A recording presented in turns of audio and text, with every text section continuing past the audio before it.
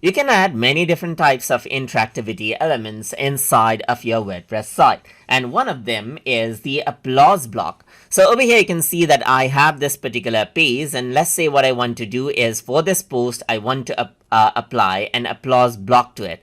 So I'm just going to go around over here. I'm just going to go in between two blocks, click on the plus button, and then type in applause right here, just like this. So once you go ahead and do that, you can see that there's the clap right here. It's like a like button as well. So if I were to go ahead and save this, it will get uploaded right here. So you can see that it'll be uploaded. It's saving right here, just like this. So if I were to go ahead and view the post, then if I were to scroll down, you can see the claps right here. If I were to click right here, then there's one clap right here. Click on it, and you can see that the claps actually increase the number of times I click it right here.